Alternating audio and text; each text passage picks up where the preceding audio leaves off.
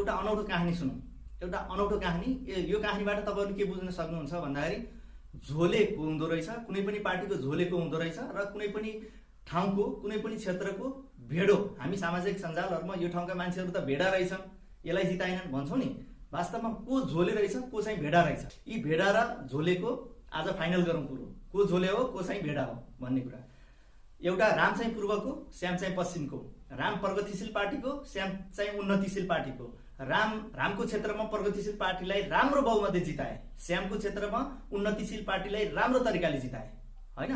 अब दुईटा काठमाडौँ गए, दुईटा त साथी थिए, पूर्व पश्चिमका राम र श्याम, अनि एउटै रुममा बसेका दुईटाको कुराकानी भयो। ल, रामले भनेछ तेरो पश्चिमको ठाउँको मान्छे त लगायत सम्पूर्ण त भेडा हो, प्रगतिशील पार्टीलाई जिताउनु पर्ने नि, हाम्रो कति ठुलो पार्टीको योगदान छ, इतिहास छ, सुशासनको कुरा गर्छ, हाम्रो जस्तो प्रगतिशील पार्टीलाई नजिताएर त लगायत तेरा पश्चिमका मान्छेहरू त भेडा रहेछन्।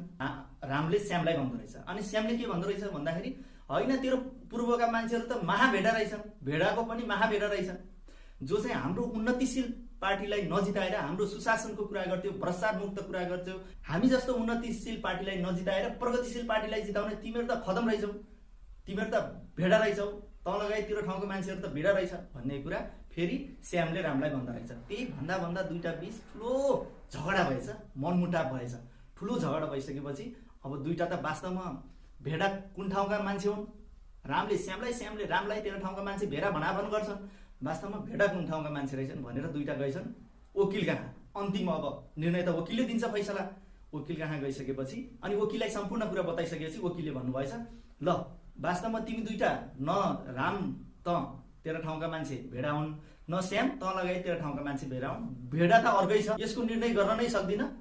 अब यसको चाहिँ अलिकति तिमीहरूमा कन्सियसको कमी छ, अलिकति तिमीहरूमा चाहिँ बुझको कमी छ, तिमीहरूलाई उपाय लाउँछु भनेर उसले सिधै एसपीलाई बोलाएछ, होइन, इन्सपेक्टरलाई बोलाएछ। इन्सपेक्टर आइसकेपछि दुवैलाई क्र्यापझ्याप समाएछ, भनेछ हेर तिमी दुईटा एक आपसमा झगडा गर्ने, तिमीहरूलाई चाहिँ आज जेलमा हालेर, होइन, खोरमा हालेर मामा घर लिएर यति गोदाइ खान्छौ, यति पिटाइ खान्छौ, थाहा पाउँछ। अनि त्यसपछि को रहेछ, कुन ठाउँका मान्छे भेडा रहेछन् र को रहेछ भेडा भन्ने कुरा तिमीहरूलाई बल्ल थाहा पाउँछौ भन्न एसपी साहब चाहिँ रिसाएर दुईटालाई क्र्यापझ्याप समाउँदा रहेछ। त्यति बेलै चाहिँ जज साहबले के भन्नुभएछ भन्दाखेरि वकिल साहबले कहाँ के भनेको एसपी साहब, यिनीहरूलाई हस्पिटल लैजा, यिनीहरूलाई त हस्पिटल लिन जरुरत छ, मामा घर लगेर कुट्ने कुरा गरिरहेको भन्न चाहिँ वकिल साहबले एसपीलाई भनेछ।